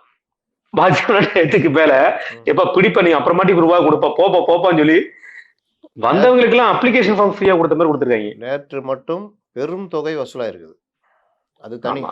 அது இல்லாம பயந்து போயி, இங்கேயே ஒரு ஸ்டாம்பேட் ஆயிட போறோம்ன்னு சொல்லி பயந்து போயி, ஃபார்ம ஃப்ரீயா குடுத்து தொரத்தி விட்டுருக்காங்க. இதே மாதிரி இன்னைக்கும் படத்துக்கு ஃப்ரீயா கொடுத்தா கூட சரிங்களா? இன்னைக்கும் நடத்துனா, இத விட மாஸ் காட்டணும்னு முடிவு பண்ணி வச்சிருந்த நேரத்துல தான் பயந்து போயி, இது பெரிய சிக்கலாக மாறிவிடும்னு சொல்லிட்டு, நேத்தே ஒரு அறிவிப்பு. ஆன்லைன்ல டவுன்லோட் பண்ணிக்கங்க. ஃபில் பண்ணி வராதீங்கடா ராசா, நீ கொரியர்லயே அனுப்பிச்சிரு அப்படின்னு நேத்து ஒரு கெஞ்சி ஒரு இது விட்டுருக்காங்க. இந்த மாதிரி காமெடி பண்றது காமெடி இல்ல இது. மக்கள தொல்ல பண்றதுல இந்த புஸ்ஸிக்கு எப்பவுமே அது தலைவரே பாருங்க தலைவரேன்னு. இந்த மாரி ஒரு காமெடி நான் பார்த்ததே இல்ல. ஒரு 40,000 பேர்கிட்ட ஃபார்ம் வாங்கிட்டு ஒரு நாள்ல வாங்கிட்டு போயிருக்காங்க. அதுவும் நல்ல நேரம் பார்த்து 12 மணிக்கு மேல ஆரம்பிக்கிறாங்க. ஆனா இவர்கள் ஐம்பெரும் தலைவர்கள்ல பெரியார், கிரியார்லாம் இருக்காங்க. அதெல்லாம். இந்த நல்ல நேரம் பார்த்து 12 மணிக்கு மேல ஆரம்பிச்சு ஒரு 2 1/2 ஹவர், 3 ஹவர் தான் குடுத்துருக்காங்க. இதுக்குள்ளயே ஒரு அல்லல கல்லல பட்டுருச்சு அந்த இடமே. இப்ப இவங்க 40,000 பேர் வாங்கிட்டு போயிருக்காங்க. 40,000 பேர ரூ. 10,000 கொண்டு வந்து கட்டி குடுப்பானா? இது காமெடி தானே இது. 40,000 பேர்ல இவர்கள் வச்சிருக்க தொகை, இவர்கள் நேரடியாக, மறைமுகமாக வச்சிருக்க தொகை பார்த்தீங்கன்னா, எங்கேயோ போகும். இவர்கள் வச்சிருக்கிற அந்த தொகை மத்தது பார்த்தீங்கன்னா, அந்த தெறிச்சு ஓடிருவான். போயா ரூ. 100 எங்க மாவட்டம் குடுத்தாரு வாங்குனேன். ஏதோ விஜய் அங்க எப்படி வரவாக்கிப்பாங்க தெரியுமா அவங்க? தலைவர் அங்க வராருன்றுவாங்க. இது இந்த இந்த கூட்டம் தானே. அப்படியே வந்துரும். எங்கடா தலைவர காணோம். அது ஃபோட்டோல இருக்கிறாரா பாரு அப்படின்னு. டேய் நேர்ல வராருன்னா, அப்படி சொன்னா தான் வருவேன். தலைவர் சொல்லிட்டாரு, பொதுச் செயலாளர் சொல்லிட்டாரு, வராம போவியா நீ? அப்படின்ற மாதிரி. இப்படி தான் நேத்து பெரிய அளவுல ஃபார்ம் குடுத்துருக்காங்க. 10,000ன்னு சொல்றதே ஒரு 8,000 பேர் இருக்காங்கன்னா 10,000 குடுத்துட்டோன்றாங்க. அப்போ ஒரு ஆள் 5, 6 வாங்கிட்டு போனாங்களா? என்ன கணக்குன்னே தெரியல. 20,000க்கு மேல இல்ல இந்த இவ்வளவு விண்ணப்ப படிவங்களுக்கு நேற்று கொடுத்த விண்ணப்ப படிவங்களுக்கு நேர்காணல் எப்படி நடத்தி எப்ப எலெக்ஷனுக்கு ஆள நிறுத்தம்? நேர்காணல் எப்படிங்க நடத்துவீங்க? நான் என்ன கேட்குறேன், இவரு நிர்மல்குமார் சொன்ன மாரி 10,000 பேருன்னு வச்சுக்கிறோமே. 10,000 பேர்ல ஒரு 5,000 பேரு ரூ. 10,000 கட்டுனானா, அந்த தொகை அது தனி விட்டுருங்க. அதெல்லாம் கட்சிக்கு போகாதுன்னு. இது நேர்காணல் நடத்தி முடிக்கிறதுக்குள்ள, தலைவரே நம்ம பார்லிமென்ட் தேர்தல் வந்துச்சு. அதனால 239 39 ஆக்கிடுங்கன்றீங்களா? யார் நேர்காணல் பண்றது? நேர்காணல் பண்றவங்களுக்கு அந்த தொகுதி நிலவரம் என்ன தெரியும்? என்ன எடுத்து வச்சிருக்கீங்க? ஒண்ணும் புரியல. இவர்கள் உண்மையிலே சொல்றேன், ஒழுங்கா ஒரு 45 சீட்ட வாங்கிட்டு போய் இது பண்ணியிருந்தா கூட இவ்வளோ பிரச்சனை வந்திருக்காது. இவர்கள் பண்ற காமெடிக்கு அளவில்லாமல் போய்விட்டது. அதனுடைய விளைவு இப்போ அந்த ஃபார்ம் வாங்கி குடுத்து எல்லாம் பண்ணி, அதில நீங்க சிறை சென்ற அனுபவம் உண்டா? கட்சி ஆரம்பிச்சா 3 வருஷம். அப்ப அதுக்கு முன்னாடி சிறை போயிருக்கான்னா, அவன் எதுல போயிருப்பான்? அவங்க நாமக்கல் மாவட்ட செயலர் மட்டும் தான் போயிருக்கேன். கரூர் மாவட்ட செயலர் மட்டும் தான் போயிருக்கேன். உங்களால தான்யா போனேன்னுவாங்க. செங்கோட்டையன வேணா ஒத்துக்கலாம். அருண்ராஜ் என்ன பண்ணுவாரு? இந்த மாரி கீழ ஐயா நான் வந்து டிக்கெட் வாங்கி தியேட்டர்ல அடிதடி பண்ணி போய்க்கிறேன். அப்ப உன்ன மாரி ஆள் தான்டா கண்ணு தேவை. நீ வா அப்படின்னு. அதனால இதுதான் இன்னைக்கு இவருடைய பிரச்சனை. நேத்து பெரிய காமெடி நடந்திருக்கு. இன்னொன்னு சொல்றேன். புஷி ஆனந்தை வருமான வரித்துறை கவனித்து வருகிறது. ஏன் எதுக்கெல்லாம் நான் சொல்ல மாட்டேன். கடுமையாக கவனிச்சுட்டு வராங்க. அவரு இந்த மாரி விளையாட்டு மாரியே நெனச்சுட்டு பல விளையாட்டு காரியங்கள் பண்ணிக்கிட்டு இருப்பதாக அவர்களுக்கு தகவல் கிடைச்சிருக்குது. இது எங்க போய் முடிய போதோ தெரியல.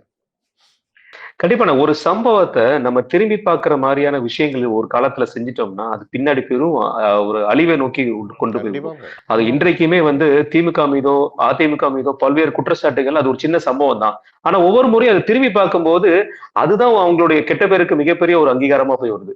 இவரு நார்மலா பண்ண ஒரு விஷயம் இந்த இப்ப கரூர்ல நடந்த துயரத்துக்கு அப்புறம் மக்கள் இப்ப திரும்பி பார்த்தாங்கன்னா, இது எல்லாமே வந்து ஒரு அசிங்கமான ஒரு சூழல கொண்டு போய் விடுங்கிற கூட ஒரு ஜென்ரல் நாலேஜ் கூட இல்லையா?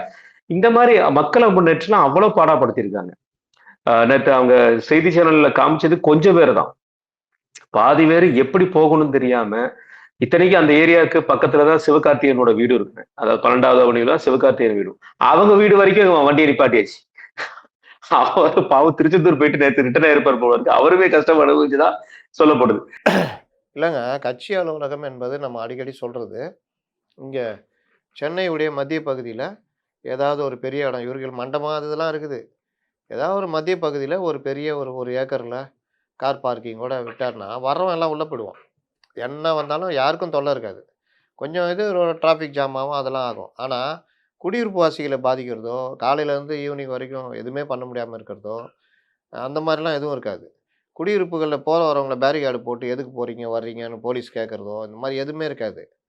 ஆனா, இவங்க பாருங்க அதிலயும் இவர்கள் வித்தியாசமானவர்கள்.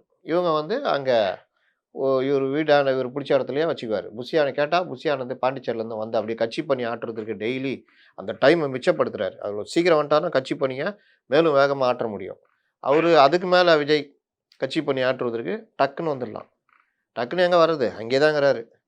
அதனால இந்த மாதிரி ஒரு காமெடி கட்சி, தமிழக காமெடி கழகமா மாறிட்டு வராங்க. இதுக்கு மேல நம்ம ஒண்ணும் சொல்றதுக்கு இல்ல. திரும்ப திரும்ப இவர்கள் இன்னும் தேர்தல் நெருங்க நெருங்க என்னென்ன பண்ண போறாங்களோ, வேட்புமனு தாக்கலுக்கு என்ன பண்ண போறாங்களோ, இந்த வடிவேலு இந்த ஒரு படத்துல இவர் படத்துல தான். அந்த படகு போட்டிக்கு போவானே, அந்த மாரி எல்லாம் இங்க ரெடி பண்ணிட்டு, எனக்கு என்னன்னு வேட்புமனு தாக்கல் முடிஞ்சோனே, வருஷா வருஷம் இதே மாரி தான் பண்றேன். வேட்புமனு தாக்கல் முடிஞ்சா நான் வர்றதுக்குள்ள நீ மூடிடுறேன்ற மாரி ஏதாவது ஆயிட போது. பார்த்துக்குங்க புஷி இல்ல அவர்களே. இப்பவே சொல்லிடலானே. அன்னைக்கு ஒரு குற்றச்சாட்டை இவங்க வைப்பாங்க. எங்க கூட 5 பேர் மட்டும் தான் அலோவ் பண்றாங்க. ஆ. இது வரைக்கும் சதி திமுக செய்கிறார்கள். சதி செய்கிறார்கள் அதுன்னு. இல்ல இந்த வேட்புமனு தாக்கலுக்குன்னு இவங்க போற கூத்து இருக்குல்ல, 10 வாகனம் எல்லாத்தையும் இந்த இவங்க கவனிக்க ஆரம்பிப்பாங்க. இந்த தேர்தல் பார்வையாளர்கள். இன்னும் தேர்தல்ல இவங்க செலவினங்கள் இருக்குல்ல, செலவினங்களுக்கான இதுலெல்லாம் இவர்கள் எப்படி எப்படிலாம் மாட்டப் போறாங்களோ தெரியல. ஏன்னா, இவன் ஒருத்தன் எனக்கு என்னன்னு அடிச்சு ஒரு 500 போஸ்ட் அடிச்சு, 1000 போஸ்ட் அடிச்சு ஒட்டுவான். அவங்க அந்த வேட்பாளர் கணக்குல தான் எழுதுவாங்க. இவரு இங்க போயிட்டு நாங்க இவ்வளோ தான் பண்ணோன்னு. இந்த மாதிரி பல நுணுக்கமான விஷயங்கள்லாம் பல இருக்குங்க. இந்த சாதாரண விஷயத்திலேயே இவ்வளோ கூத்தடிச்சுட்டு இருக்கிறாங்க. கைய விட்டு போய்க்கிட்டு இருக்குது. அதனால அ என்ன சொல்றது? மக்கள தொல்லப்படாம இருங்க. விசில வேற குடுத்துட்டாங்க. இன்னும் தேர்தல்ல என்னென்ன பண்ண போறீங்களோ? ம். கண்டிப்பா. இதை தொடர்ந்து பிப்ரவரி மாசம் 2வது வாரத்துல சேலத்துல 3000 நபர்கள் இருக்கிற மாதிரியான மக்கள் சந்திப்புக்கு மீண்டும் வந்து மனு போட்டிருக்கிறதா சொல்லப்படுது. எப்படிண்ணா அது எப்படி இது பாக்குறீங்க? என்னங்க மக்கள் சந்திப்பு? இன்னைக்கு காலையில மக்கள் சந்திப்புனா உள்ளரங்க கூட்டமா? எனக்கு புரியல. உள்ளரங்க கூட்டம். என்ன இது? 3000 பேர் வச்சு உள்ளரங்க கூட்டம். நீ என்ன அந்த எம்எல்எம் கூட்டமா நடத்துறீங்க? இதோ வந்து விட்டார். இதோ பாருங்கள், காய்கறி விற்றவர் இன்று காருடன் இருக்கிறார். வெளியில் சென்றால் அது என்ன இது? பிரச்சார கூட்டம்ன்றது பிரச்சார கூட்டம்ன்றது மற்ற தலைவர்கள் எப்படி போறாங்க? ஃபிக்ஸ் பண்ணிட்டு போய்க்கிட்டே இருக்கிறாங்க பேசிக்கிட்டு. இன்னும் உள்ளரங்க கூட்டம்னா போலீஸ் பர்மிஷனே குடுக்காதீங்க. போலீஸு இதில குடுக்கவே மாட்டாங்க. அதுக்கு மேல அந்த மண்டபத்தில போய் பர்மிஷன் வாங்கிட்டு வான்னாங்க. மண்டபக்காரன எப்படியோ மிரட்டிடுவாங்க. அப்போ உங்களுக்கு கிடைக்காது. பாருங்க கிடைக்கலன்னு மறுபடியும் தள்ளி வைக்கிறது. இது நடுவுல அமித்ஷா வராரு பாருங்க. அதனால தள்ளி வைக்கிறோம். அ பண்ணுங்க. நல்லாருக்கும். கண்டிப்பா. இதை தொடர்ந்து அதிமுகவோட விஷயத்துல அதிமுக கூட மீண்டும் ஒரு பெரிய கட்சி கூட்டணிக்குள்ள வர இருக்கு அப்படிங்கிற ஒரு பரபரப்பு போயிட்டு இருக்குங்க. தேமுதிகவோட நிலைப்பாடு வந்து மீண்டும் வந்து பேசப்பட பொருளா போகுது. எப்படி பாக்குறீங்கண்ணே? உலகத்திலேயே குழப்பமானவர்கள் வந்து இந்த விசிக, தேமுதிக இந்த மாதிரி. அதுவும் இந்த தேர்தல்ல பயங்கரமான குழப்பம் குழப்பிட்டு இருக்கிறாங்க. இந்த 3ஆம் தேதின்னு சொன்னாங்க. 3ஆம் தேதி போய் 6ஆம் தேதி வந்துச்சு. ஒருத்தர் சுத்தின்னு இருக்கிறாரு. சங்கு சக்கரம். ஓபிஎஸ். அவரு தைப் முடிஞ்சவொன்னே சொல்றேன்னுக்கிறாரு. நீ சொல்லிட்டே இரு ராசான்ட்டு கழட்டி விட போறாங்க. அப்ப இவங்க கிட்டத்தட்ட ஏதோ பேசிட்டாங்க. மறுபடியும் அதிமுக கூட்டணிக்குள்ளேயே மீண்டும் வருகிறார் அப்படின்னு. ஏன்னா திமுக சைடுல இருக்கிற ஆட்கள்லாம் இவங்கள பிரேமலதாவ அடிக்க ஆரம்பிச்சுட்டாங்க. அப்போ அடிங்கடான்னா என்ன அர்த்தம்? பேச்சுவார்த்தை எதுவும் பணி இல்லன்னு அர்த்தம்.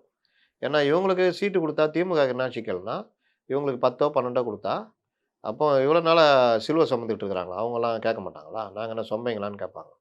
அப்ப அந்த பிரச்சனைனால முடியாதுன்னு ஏதோ சொல்லியிருக்காங்க போல. இப்ப மீண்டும் சகோதரர் எடப்பாடி அப்படின்ற மாரி வந்துக்கிறாங்க. ஏதோ 9ஓ 10ஓ ஏதோ பேசி வர்ற மாரி இருக்கு. அநேகமாக தேமுதிகவும், அதிமுக கூட்டணி என்டிஏக்குள்ள வர்றதுக்கு வாய்ப்பு இருக்கிறது. கண்டிப்பான. திமுக கூட்டணி கட்சிக்குள்ள இப்ப பல்வேறு சிக்கல்கள் உருவாயிட்டு வருதுண்ணே. குறிப்பா சொல்லப்போனா, தமிழக வாழ்வுரிமை கட்சியோட அண்ணன் வேல்முருகன் அவர்கள், அவருடைய மாவட்ட செயலர்கள் மீட்டிங் இப்ப நடந்திருக்கு. கூட்டணில இருந்து வெளிய வாங்க அப்படிங்கிற மாரி பெரும் பரபரப்பா பேசப்பட்டுட்டு இருக்கு அவங்க மாவட்ட செயலர்கள். ஒரு பக்கம் அண்ணன் திருமா அவர்கள் வந்து புதிய தலைமுறை அதுக்கு பேட்டி குடுத்திருக்காங்கன்னு நெனைக்கிறேன். அதுல குடுக்கும்போது அவர் சொல்லியிருக்கிற வார்த்தை, "பாமக வந்தா நாங்க இது பண்ணிட்டு போயிருவோம். கூட்டணில இருந்து வெளியே போயிருவோம். எங்களுடைய இது தேர்தல் அரசியல தாண்டி இது ஒரு கொள்கையா நாங்க வச்சிருக்கோம்." அப்படிங்கிற ஒரு விஷயத்தையும் சொல்லியிருக்கிறாரு. அதே சமயத்துல இன்னைக்கு காலையில இருந்து இன்னொரு செய்தி பரவப்படுது என்னன்னா 6 சீட்டு திருமாவர்களுக்கு ஒதுக்கப்படுது. விசிக அண்ணனுக்கு திருமாவர்களுக்கு ஒதுக்கப்படுது அப்படிங்கிற விஷயமும் பேசப்படுதுண்ணே. எப்படி பாக்குறீங்க? 6 சீட்டு தான் எல்லாருக்கும்ன்றத மறுபடியும் இவங்க நினச்சி பேசிட்டு இருக்கிறாங்க. இது ஒரு பெரிய சிக்கலாக மாறும்னு நினைக்கிறேன். ஏன்னா, காங்கிரஸ் அதனால தான் இதுவரைக்கும் முடிக்காம இருக்கிறாங்க. காங்கிரஸ் சோடங்கர் வந்து இங்க காத்திருந்தாரு. கிட்டத்தட்ட நேத்து மறுபடியும் கிளம்பி டெல்லி போயிட்டாரு. அப்போ பேச்சுவார்த்தை இவங்க கூப்பிடவே இல்ல. 2 நாளா எதுவுமே கண்டுக்கல. அதனால மறுபடியும் அவரு கிளம்பி போயிட்டாரு. இந்த இது காங்கிரஸ்குள்ளேயே இவருக்கு நான் சொன்னேன்ல, பிப்ரவரி மாதம் மோதல் மாதம். மோதல் மாதமாகவே இருக்குது. காங்கிரஸ முடிச்சா தான் இவங்களால மத்த கட்சியோட பேச முடியும். காங்கிரஸ 25ல கொண்டு வந்து நிறுத்திட்டாங்கன்னா, பாருங்க காங்கிரஸுக்கு 25 தான். அப்போ உங்களுக்கு 6 தான் அப்படின்ற மாரி கொண்டு வர முடியும். இன்னொன்னு காங்கிரஸ் இங்க இருக்குன்னா, திருமாவளவனும் இடதுசாரிகளும் வெளியில போறதுக்கு அஞ்சுவாங்க. அதனால காங்கிரஸ முதல்ல சரி பண்ணணும்னு பார்க்குறாங்க. ஆனாலும் அந்த பழைய பண்ணையார்த்தனம், பெரிய அண்ணன் மனோபாவத்தில காங்கிரஸ் அணுகிட்டு இருக்கிறாங்க. நிலைமை, சூழ்நிலை எப்படி போகுதுன்னு தெரியல.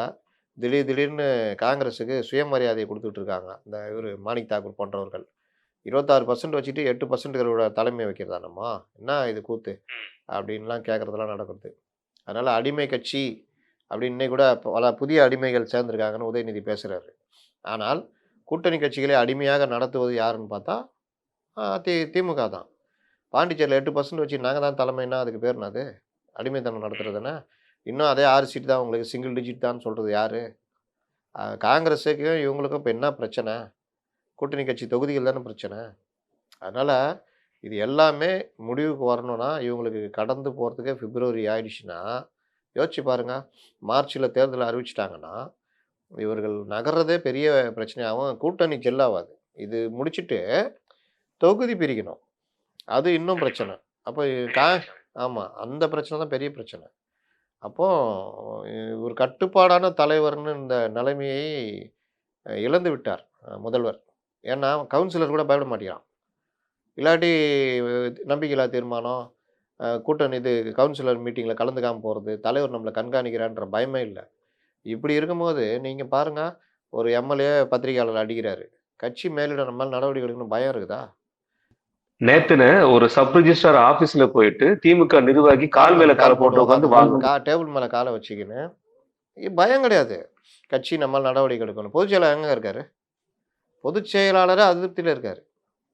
அப்போ இந்த மாரி நிலைமையில தான் திமுக இருக்குது. ஆனா வெளியில இந்த விருதுநகர்ல இளைஞரணி கூட்டம், அ உதயநிதி அப்படி சாதிச்சிட்டார். அவர பில்டப் பண்ற வேலை மட்டும் தான் பண்ணிக்கிட்டு இருக்காங்க. இதுவே இவர்களுக்கு கட்சிக்குள்ள சீனியர்களுக்கு ஆரம்பத்தில இனித்தது.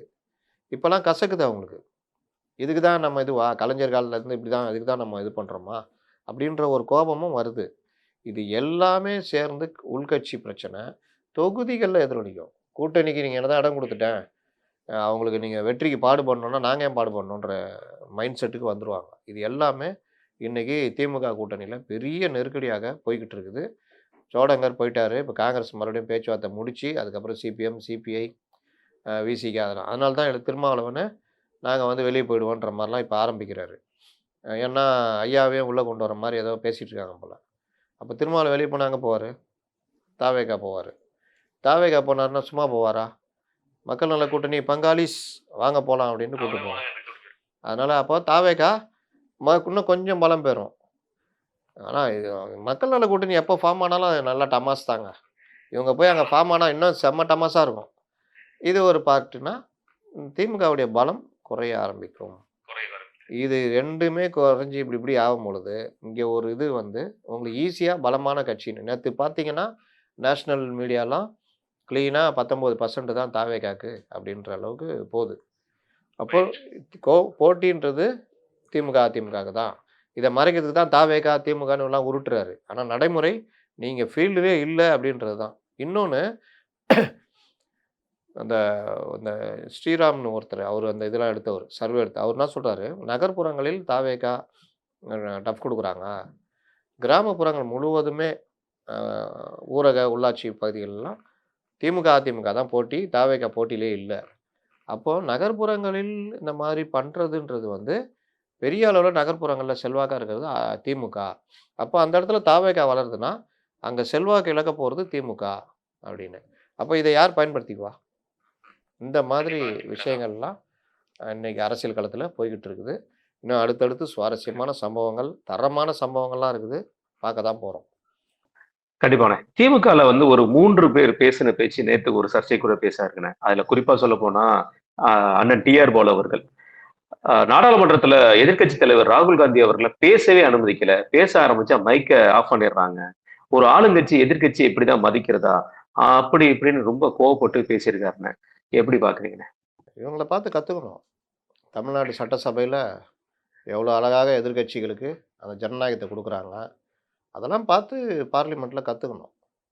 அதையும் சேர்த்து சொல்லியிருக்கணும் அவரு. நாங்கலாம் எங்க சட்டசபையில நாங்க பாருங்க லைவ் அப்படியே ஒளிபரப்புறோம். என்ன சொல்றீங்களோ அத சொல்லுங்க. நாங்க சந்திக்க தயாரா இருக்கோம்னு அந்த மாரி நடத்துங்க. அ அப்படின்னு சொல்லியிருக்கணும். ஒரு எதிர்க்க நீங்க அந்த டிஐபிஆர் பார்த்தீங்கன்னா, சிஎம் பேசுவாரு. டம்ன்னு கட் ஆயிடும். கொஞ்ச நேரம் பார்த்து மறுபடியும் சிஎம் பதில் சொல்லுவாரு. அப்ப எதிர்ல என்னப்பா வந்து இந்த மாதிரி கூட ஒரு ஜனநாயகம், ஒரு குறைந்தபட்ச ஜனநாயகம் கூட குடுக்காம இவர் சட்டசபைய நடத்திக்கிட்டு, இவரு போய் அங்க எதிர்க்கட்சி இதுன்னு, போய் பிரதமர தாக்க போனீங்கன்னு ஓப்பனா சொல்றாரு சபாநாயகர். இத விட கேடு கெட்டத்தனம் எதுவுமே கிடையாது. பிரதமரை இதுல என்ன தாக்க அக்கா கனிமொழி அவர்களுடைய ஸ்டேட்மெண்ட் நாடாளுமன்றத்துல பிரதமருக்கே பாதுகாப்பு இல்லைன்னா அந்த மாதிரி சூழ்நிலையில நம்ம வாழ்ந்துட்டு இருக்கோம்னு ஒரு கேள்வி கேட்டிருக்காப்லண்ணே. நாடாளுமன்றத்தில பிரதமருக்கு யாரால பாதுகாப்பு இல்லன்றதையும் அவங்க சேர்த்து சொல்லியிருந்தா நல்லா இருந்திருக்கும். அவரு சொல்றத இவங்கள தானே சொல்றாரு.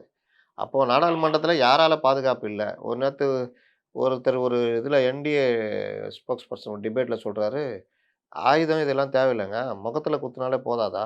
அந்த அளவுக்கு அவங்க கிட்ட வந்தாங்க அப்படின்றது. எங்க வந்தாங்க? ஏது வந்தாங்க? நீங்க இது காட்டுங்கன்னா, பிரிவிலேஜ் இது வரும். அப்ப பாருங்க அப்படின்றத ஒரு இது அவரு வந்து வாதமா வைக்கிறாரு. அப்ப இது கொஞ்சம் சீரியஸா இஷ்யூவாக மாறப்போகுதுன்னு நெனைக்கிறேன். ஏன்னா ஐபி ரிப்போர்ட் போட்டு பிஎம்ம தாக்க போறாங்கன்னு இது பண்ணி போட்டோம்னா, நாளைக்கு பிரிவிலேஜ் மோஷன் வந்ததுன்னா, அது எந்த அளவுக்கு பெரிய சிக்கலாக மாறும்ன்றது தெரியல. அதனால பார்லிமென்ட்டா நடத்தணுன்றது தான் எல்லாருடைய எதிர்பார்ப்பும். இதுல ஒண்ணும் நான் பதிவு பண்றேன். ராகுல் காந்திய பேச விடல அந்த புத்தக விஷயத்துல அப்படின்னு சொன்னாங்க. என்ன கேட்டா அவர பேச விட்டுருக்கணும். பேச விட்டா தானேங்க உண்மை தெரியும். நீ பேசுன்னு பேச விட்டுட்டு, அந்த புக் வந்திருக்குதா? பேசுறீங்கல்ல ஆதாரத்த காமிங்கன்னு சொல்லியிருக்கணும்.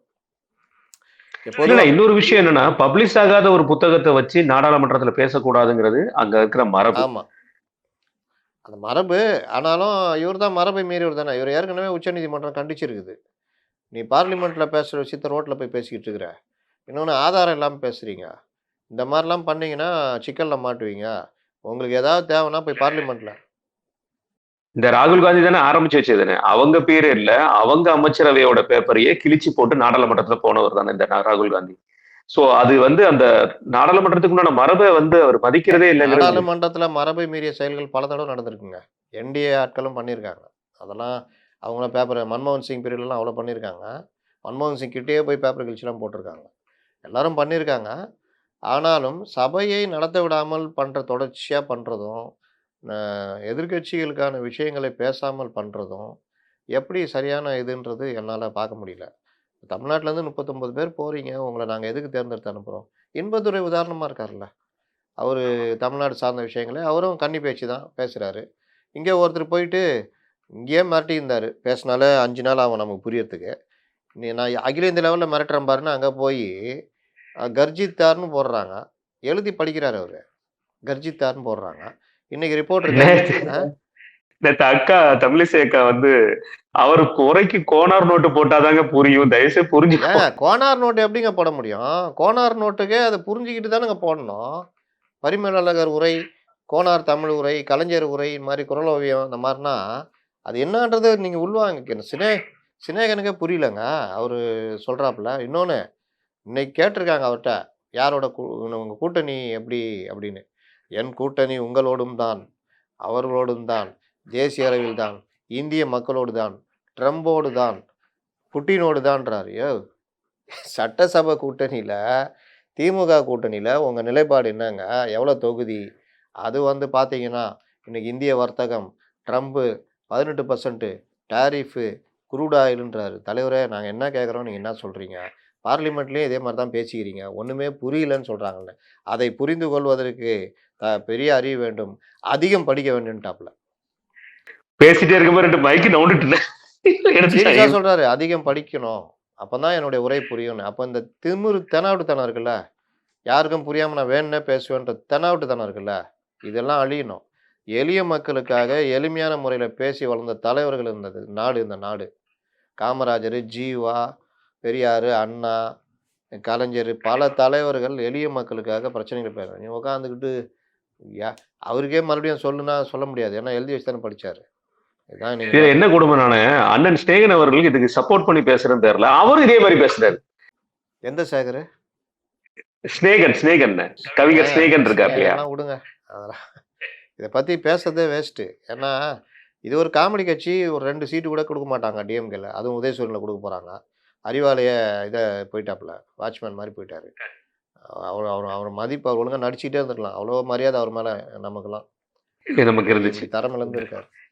இறுதியா என்னோட ஒரு கேள்வினே. இது நகைச்சுவையா அல்லது இது என்ன சொல்றது? ஒரு தேர்தல்ல ஒரு ஏலமான்னு தெரியல. அண்ணன் துரைமுருகன் அவர்கள் நேற்று அரசாங்க ஃபங்ஷன்ல ஓ! அவரு அவரு இப்ப வராரா பொதுவெளிக்கு? நான் அதான் கேட்டேன். ஆமா பொதுச் நேற்று செயலாளர் எங்கன்னு வந்திருக்காரு. கேட்டேன். எங்கங்க? கொஞ்ச நேரத்துக்கு முன்னாடி தான் கேட்டேன். சரி, சரி. நேற்று நேற்று கட்சி ஃபங்ஷன்ல கலந்துட்டு இருந்திருக்காருன்னு. அப்போ கோவில் கட்டுறதுக்கு நிதி கேட்டிருக்காங்க மக்கள். அதுக்கு அவர் சொன்னது நாங்க நிதி வாங்குற இடத்துல இருக்கோம். ஏன்னா இப்ப தேர்தல் வருது. நாங்க நிதி வாங்குற இடத்துல இருக்கோம். நிதி குடுக்குற இடத்துல இப்ப இல்ல. தேர்தல்ல எங்களை ஜெயிக்க வைங்க. இந்த கோயிலை நான் கட்டி கொடுக்குறேன். என்னை பத்தி உங்களுக்கு தெரியும். பலமுறை என்ன ஜெயிக்க வச்சிருக்கீங்க. நான் 700 சொன்ன ஓட்டு வார்த்தையை வித்தியாசம். செய்வேன். இவர பத்தி தெரிஞ்சனால தான் 700 ஓட்டு வித்தியாசத்துல ஜெயிக்க வச்சாங்க. இந்த மாதிரி ஒரு பப்ளிக் மீட்டிங்லயே சொல்லியிருக்காரு. இந்த நகைச்சுவையா பாக்குறதா அல்லது இது என்ன எப்படி அது சொல்றது? கிவ் எப்படிங்க அண்ட் டேக் பாலிசி. நகைச்சுவை? அவர் சீரியஸா தாங்க சொல்றாரு. எங்க கிட்டலாம் நாங்க எங்களுக்கு வாங்கி தான் பழக்கம், குடுத்து பழக்கம் இல்லன்றாரு. அது எப்படி நகைச்சுவை? சீரியஸான இஷ்யூங்க அது. வாங்கி தான் பழக்கம், குடுத்து இது ஒன் வே. அதனால நீ என்ன தேர்ந்தெடுத்தன்னா கவர்மெண்ட் செலவுல நான் கட்டி குடுக்குறேன். இதான் மேட்டர் அது. அதனால அம்மன் ஜல்லி இல்ல. நான் வரும்போது வெறும் பாக்கெட்ல தான் வருவேன். எப்பவுமே எங்க பழக்கம் அதுதான் அப்படின்றது தான் அவரு இது. இதான். என்ன பண்றது? கண்டிப்பா. மிக்க நன்றி. மிக்க நன்றி. உங்க நேரத்தை கருத்து